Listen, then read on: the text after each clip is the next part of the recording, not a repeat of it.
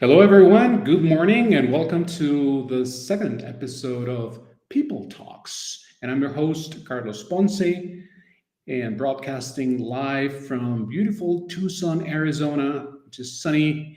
And right now, we're going to be having a very, very interesting conversation with Jay Z.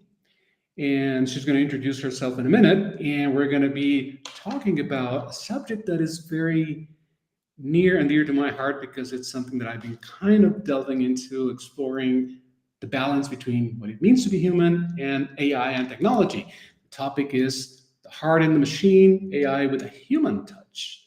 How humans' intuition and creativity are shaping the future of AI. Jay Z, welcome to People Talks.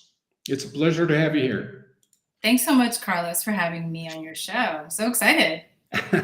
Thank you. I'm excited as well, JC, to be honest, because, well, as we were talking before we went on the air, uh, I was telling you, JZ, that I'm sort of a nostalgic when it comes to all things marketing and traditional marketing. And of course, needless to say, I cannot avoid, right, riding the AI and technology bandwagon at some point. So we're going to focus on that. But before we get into that part, JC, tell us a little bit about you. Who is Jay Z? Your background, your story, and then we can go from there. Thank you. Call me Jay Z like the rapper. Yeah, there you go. Call me Jay Z. Okay. I worked on a couple of AI and machine learning products with data scientists. And when we were working in enterprise and fintech, we would collaborate to write raps, and then they would make me present them at conferences to recruit. So that's how I became Call Me Jay Z. And it was really fun at that time to write raps with my data scientists. Now you can do it with AI like instantly, but we'd write the syllables together, write the words and the meaning together, tie it back to our company's mission, try to recruit like stellar talent and win the talent war. So that's how I became a rapper. I'm a very bad rapper though. Believe Oh, me. okay. That's the human side. Oh, you okay, gotcha. Yeah, when you said a rapper, for some reason I misunderstood, and I didn't know you were actually a rapper. Wow. A bad one, but that's where I'm not vocoded. This is really me. It's not my Uh, avatar. Like the human faults are what makes the uh, heart of everything uh, shine. interesting. How interesting, JC. Thanks for sharing. I'm not going to ask you to do some freestyling now, No. but you maybe you will down the road. All right. So, well, JC, tell us a little bit about your company. So, I understand that your company is called Callmejz.ai. So, tell us about the company. What problem you solve, or what is your value prop, or the story behind it, your journey, anything you want to say about your company. Sure. So I'm a AI video coder and marketer. In terms of code, I sit somewhere in between automation like Zapier, but not as complicated as development team. So I'll make you your first prototype to validate that people want to pay you for it or Hmm. even use it. And then I also train people how to evaluate and use AI, like make their own chatbots. And I also make videos. So I think the thread that runs through is my focus on AI video, whether it's deepfake avatars or stock video B-roll editing or editing podcasts. Wow. Well, you certainly struck a chord there because I might need to talk to you after the show about that. Okay, cool. Perfect. Okay, Jay Z, let's dive into the topic, right? So, the topic, as we agreed on, is the heart and the machine, AI with a human touch, or how human intuition and creativity are shaping the future of AI. Okay, so the first question that I have for you, um, in a world that is increasingly driven by AI and automation, right? So what do you see as the role of humans in keeping marketing strategies or business strategies personal and relatable? Yeah, I think it's about a sales-led approach. So a lot of the founders that come to me, they think that they'll come up with a great idea, make some videos, and people will just come to them like, I want to pay you. I want to pay you like $100 a month for 12 months, right? And that rarely happens because you're just speaking to everyone as if they're anyone, not personalized, not human, just speaking to the crowd. And to humanize things, it's really helpful if you've identified your ICP, you're speaking to only them and not the person next to them. And that's when founders really get traction and product market fit, whether they're bootstrapping or going to raise a round of venture capital. Right. So, we were talking about, excuse me, we're talking about the role of humans, right, and in these strategies, and you, of course, your expertise is in AI or artificial intelligence. So I would like to ask you is, can you share, based on your experience, a few examples, let's say, of marketing strategies, that effectively combine both AI tools and personal interaction? Just, can you, for those of us who are new into the AI space or are stepping into it or want to learn more, so can you give us a few examples of how this all works out? In the last couple of weeks, I've had 4 founders come to me with the same idea. They're all creating a list of events, whether it be for parents or singles, and they expect that their customers will look through that list of events, filter for what they want, and be astounded by the value. That's a very marketing approach. Here are all the events. Like, it might be curated for a city, but it's not curated for your age or whether you want it to be indoor or outdoor, free or paid. And so what I've told all these founders, and it's really, serendipitous that they all reached out to me at the same time. And they all have the same idea, and they're all lovely. So what I've told them all is that whether or not it's them or AI, it's really helpful if you have a target audience. Like, I think one of them was single parents who are looking for play dates for their kids that are free, and they have to be outdoors, right? So if you have this niche, and then you're able to message people in your communities, hey, I know that you're looking for this free weekend outdoor play date. I found some in your area that you visited in the past. Take a look. So that kind of customization to that user is not marketing anymore, right? That's sales, but in a very human way where there's maybe higher than 50% chance that this customer, this prospect will find value. And so all the founders are shocked. They're like, oh, I have to do all this work. And I'm like, well, you don't. Like, your AI should do all the work to customize the event. And then you as a human should decide, oh, this event would be of value to them. Because sometimes, oh, they're going to be on vacation, so I'm not going to message them this week. Or I know that they don't like that neighborhood because I can't park there, right? That's where you as a human would say, oh, I'm not going to message them this event. But then as a human, you can also build filters that say, in the future, I have to add parking as a data point structured into these event listings. I have to add vacation, like schedules as a data point. So that's where these founders are kind of shocked at how much work they have to do, but then relieved that the AI can do it for them. Yeah.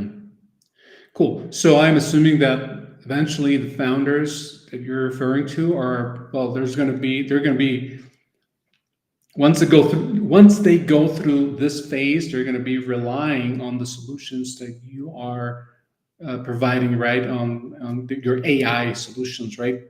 So if I were the founder, like I'm not, but if I were a founder, I would probably say, well, I feel at ease. I'm going to rely on this technology. I've done my work. Now I'm going to just trust it, right? So, but again, I could not help but think: do you think there could be potentially?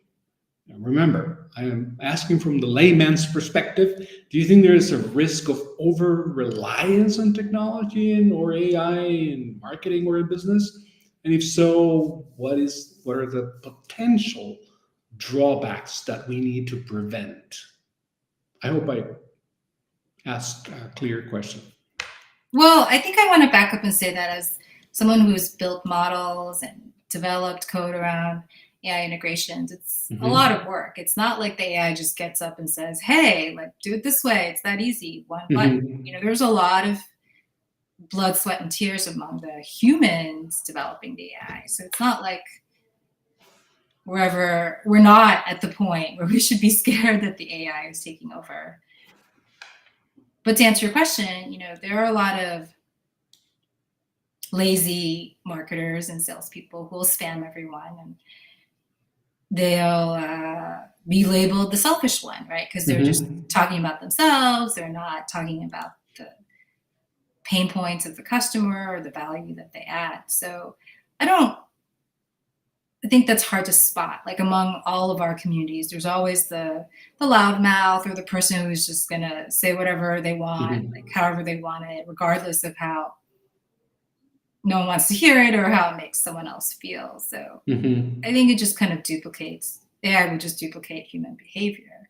And it's up to all of us to do the give and take, not be so selfish with our pitches, not be so self-centered in our daily lives. Right. Yeah. So I think it's about, what I'm hearing is, I think it's more about enhancing the outcomes, right? So let me ask you something. How can we, or businesses and companies, ensure that their use of AI enhances rather than replaces genuine customer connections or client interactions or just people interactions? How can we make sure of that? How can we make sure that AI enhances the part that these interactions? Well, usually people don't have a ideal customer profile that they're targeting.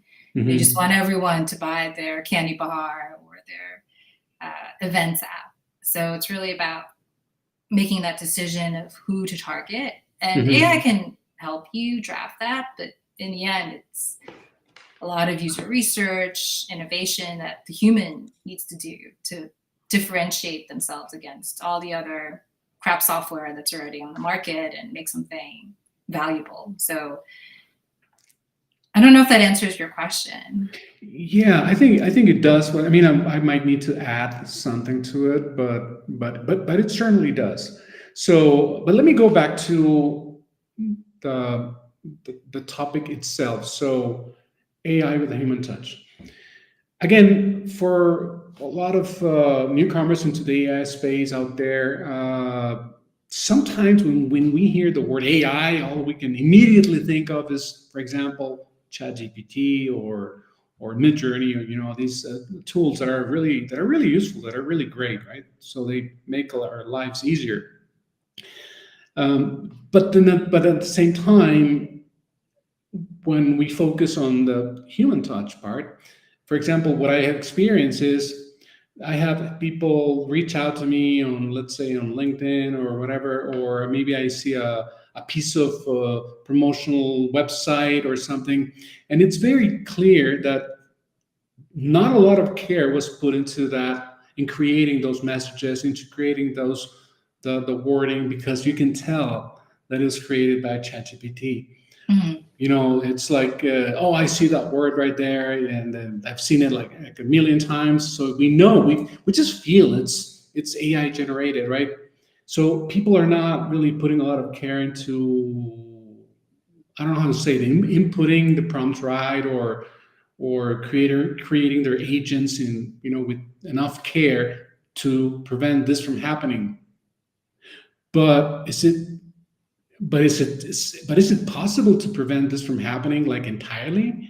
Like, so you can avoid these situations in which it doesn't feel right, cold messaging, repetitive wording. Um, how can we prevent that from happening when we use technology as ChatGPT, for example? Poetry. So some of the best content writers write 3 words as a title and then 1 sentence is the body. Mm-hmm. AI can't do that off the cuff, right? It's trying to make a lengthy SEO optimized Mm-hmm. 1,000-character, 1,000-word article. And so you can tell when a human has worked on the copy. I've worked with some of the most amazing elevator pitchers and can openers in terms of subject lines, and Mm-hmm. they're beautiful haikus, 3 words and 50% open rates. Mm-hmm. AI Wow. can't do that yet. I mean, it can, but you would have to prompt it. Yeah, of Yeah. course, yeah. Gotcha. All right. So, okay, now let's move on to what you're actually doing right now in your company. You are a video coder and marketer. So, that's when it starts getting interesting, like more interesting than it is, but because I'm in the marketing space. But so you are a AI video coder. So I would like to ask you, for those of you who do not know exactly, what does a video coder do? What is the role of a video coder in marketing? Yeah, so a lot of videos made by amazing artists, and they Mhm. come up with the strategy, they come up with the images. And so after the human comes up with this groundbreaking video, it can be personalized to the people who are watching it. Mhm. So it can have not just someone's name and title, but their activity in past months, if they've asked a question or posted a comment before, respond to some of their engagement. And Mhm. so even though the video was created by a human, the AI would then make that relevant to each of your, let's say, 100 listeners. So Mhm. I make automated videos that react to triggers like, person's past LinkedIn behavior, Mhm. and customizes a video, whether it's for sales or marketing. It could be learning and development, customizes the video for Mhm. them. Okay, gotcha. So, let me now, let's move on towards the marketer side. Okay, again, there are marketers out there who are barely getting their feet wet into this technology. So I'd like to ask you, Jay-Z, what skills should marketers be developing today to remain relevant as AI becomes more embedded in the industry? Well, I think marketers have a knack for differentiation. That's not an AI skill, but it'll be Hmm. increasingly important in AI, how your message, your product is different, better, more valuable.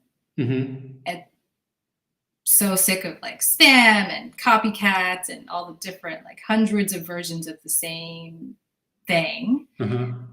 So that's on the human side. And then on the AI side, just using AI as a draft, Uh-huh. using Copilot for free, in having more ideas and backing them up with data from AI, but not Hmm. making AI your decision maker. Just being able to get all the data that, let's say you're a fashion designer and you want to collect all the trends from clubs, like what women are really wearing when they go out, and you Hmm. want to source them from Instagram.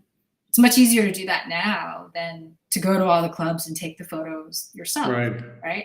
Yeah. So you use that as like a mood board. But I wouldn't say like you're just going to design the same thing that the women are already wearing, because they already bought it and they don't need to buy another one. So you're going to design something much cooler, much better, more comfortable, maybe more expensive, because it's much cooler and more comfortable. Of course. Yeah. Yeah, you mentioned something. You mentioned the word data, right? I think that's very important. So how do we use technology and data-driven insights to create more personalized or human-centered marketing strategies, for example? It's back to the ideal customer profile. Who is the target of your podcast? What information do they want that no one else is giving them? But that's a very human journey, right? Like all these founders of these event blogs, they don't want to commit to one ICP, like the single dad, right? Because there are very few resources for dads who want a free outdoor event, right? Everyone's like, oh, well, that's a small market. But I'm like, it's unserved, right? They'll sign up and they'll pay you. And they're like, oh, but I want everyone to pay me. Well, no, not everyone's going to pay you, especially in the beginning. And this data is already free. So how do you curate the data for a target that usually doesn't consume this data, but will pay you for it? Right. That leads me to, I don't know, for some reason I connected what you were saying with, you mentioned your ideal customer profile or client profile. So I'm curious.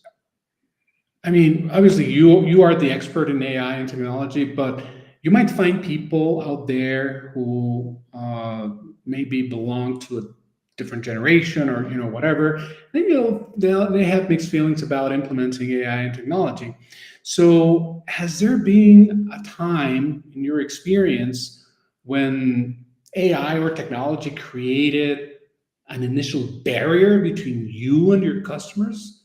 And if so, how did you overcome it? Yeah, I think for a lot of people who are doing cold outbound using AI, there are messages that are irrelevant, right? And they get sent. So, if you're talking to people who've already made videos, there will be a percentage of them who are like, I'm sick of videos. I'm never going to make a video again. But you don't know that. And so the email writer AI will write that email and the person gets it and they'll be super offended. And, there's always a risk, but your job as the human is to make sure that the reward outweighs the risk. Maybe provide a feedback form, like, in addition to opt out, like, why did you opt out? Yeah. And just try to be as human as you can. Of course. Jay-Z, we're coming up on time, so we're approaching the final segment of the conversation. So I still have a few more things that I would like to ask you. So let's move on to the storytelling side. Right now, what we're doing is you're sharing your story. So there's a little bit of storytelling, and I like storytelling personally. So I'd like to ask you specifically, what role do you think that storytelling play in maintaining a human-centered approach to marketing and business in an automated world? Yeah, can I actually tell you the story of my podcast software? Please. Okay. All right, so I'm going to share my screen. Of course.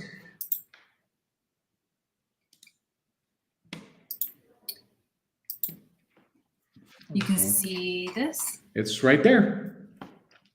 And, I think of you as a founder because we both have podcasts and we both have our own businesses. Oh, thank you.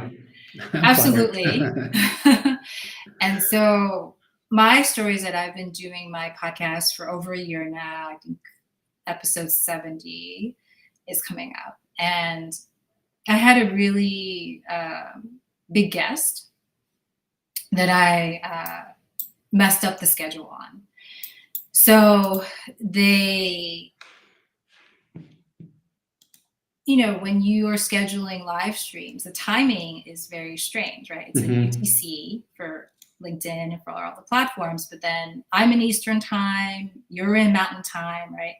So the timing got totally effed up, and it was really upsetting to both of us because we had RSVPs to this event, and he's a big speaker. So I spoke on his podcast and it went smoothly. But when he spoke on my podcast, I had to reschedule, which created this canceling of the event, and then the RSVPs don't migrate to the new event. So I decided, and I have to tell him this, Henning, you are the reason I created this tool, is that if you podcast every week, it's important to start automating some of these workflows.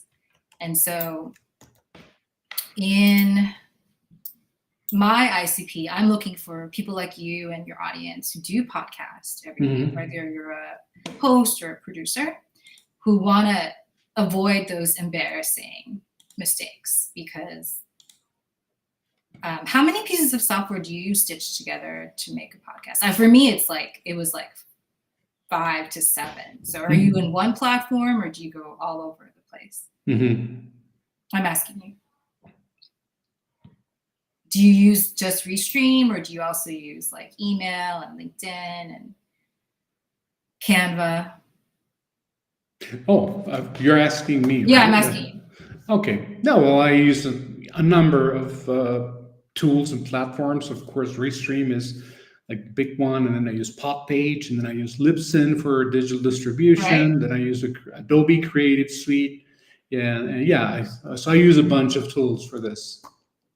So it sounds like you're using at least 5, and all podcasters do. And my story is that I just got really embarrassed that I messed up the scheduling of that podcast. And I was spending a lot of time going between all these tools when all I wanted was to talk to people, like spend time with guests. Like I actually love the human side more than anything, more than AI, like anything. So I built this tool so that people could spend more time with guests. And it's supposed to help you stop making mistakes, save time, automate jumping between design and marketing software.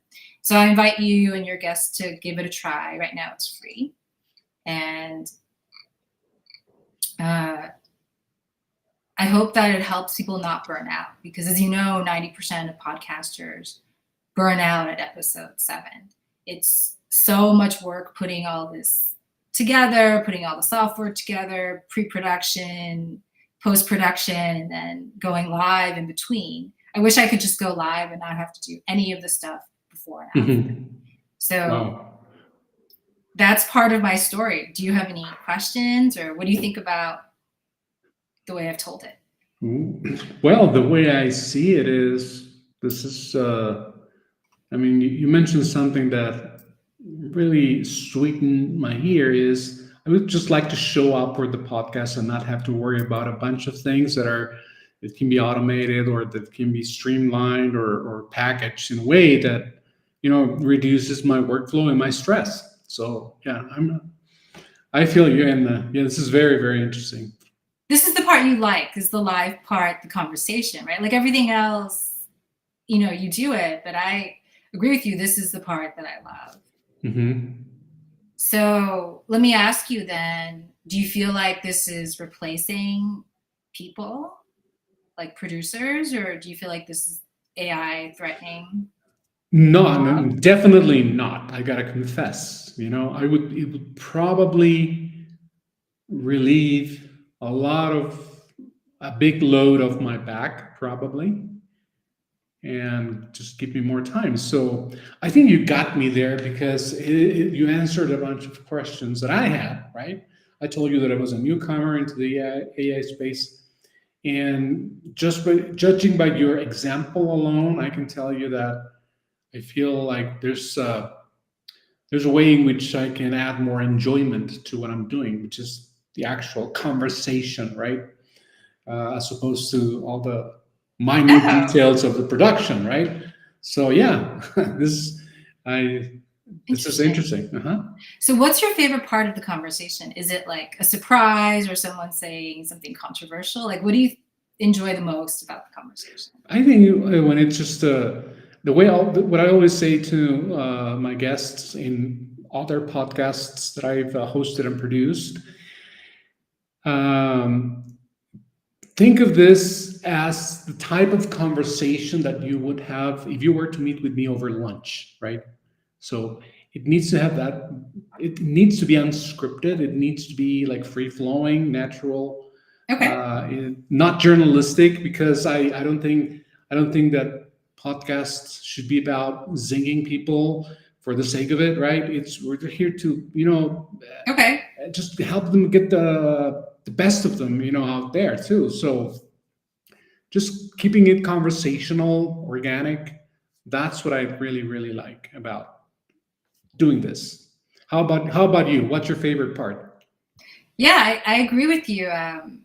Keeping it like the whole self, not just what we do for work or pitches, but just like you and I met on Lunch Club. We talked about podcasting, but also like our travels. And so it was just like our whole right. lunch. Yeah. And you never know where the journey is going to end, right? You never know where things are going to end up, right? So that's the not having specific expectations about about the outcomes of a conversation. I think is part of the magic, right? So thanks for sharing what you're doing here, Jay-Z. So we're coming up on time. We need to wrap up. Okay. So any final words of wisdom for our current or future audiences through the recordings like that you might want to touch on before we go? Well, I love your idea of not knowing where it's going to go. I think that open-mindedness and surfing the ride of the AI wave, I just love that because there's a lot of room to train the AI to do what you want it to do. Right. So I wouldn't be scared. Like AI loves to be told what it's wrong. It's like a New Yorker. Just tell it like what you hate about it. Speak your mind, okay? No filters, right? No filters. Like everything that you think it did wrong.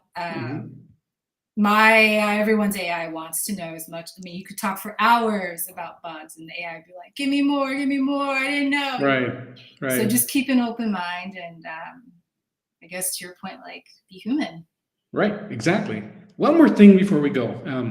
What would you say to founders out there who are on the fence about adopting AI fully, and because they're fearing that they're going to be losing something like part of humanity or whatever that is in their minds? What would you say to these founders? Losing humanity. Tell me about that. What does that mean? No. What I'm saying is, what would you say to those people out there who might be on the fence because they're afraid of, let me reward it, because they're on the fence of adopting, fully embracing AI because they're afraid of something. Let's forget about the losing humanity part. Just because they fear something, because they're on the fence because I don't know about this. I'm not gonna do it because it's gonna steal my data. Whatever that is. It's like people might be on the fence about implementing or embracing AI fully. What would you say to these people, especially if they are founders? Oh, so many things. I mean, just try it for 5 minutes. If you don't find value, then you're done. Like you never have to do it again. It's not like gonna take over. Try it with someone else. I always do a 30-minute free consult. So happy to do it together. Don't do it alone. Maybe try it with someone else and post about how bad it was. It's great. Right. Post a bug. Post a suggestion for the AI to be better. Post your human complaints, go on a podcast about roasting AI. Like it's all part of the game, is your opinions and what didn't work. Right. Perfect. All right. Well, Jay-Z, it's been a pleasure. We didn't really intend to roast AI for no reason. I know that's not your style, so I didn't. Not really. I mean, I was honestly and candidly, I was curious about, tell me more, right? I might be one of those who have been on the fence about certain things about technology in general, right? Sorry, call me old school or nostalgic, but like I said at the beginning, I know that I'm gonna have to jump on the bandwagon at some point. And so, what better way to do it? Being informed, and that's why we're doing this. All right. So again, thank you so much, Jenny. Please don't go anywhere because we're going to be logging out, folks. But Jenny and Jay Z, stay with me as we go off the air. Okay. And folks, see you next time. And don't forget to stay tuned on peoplebound.co, the podcast. Thank you so much. See you next time.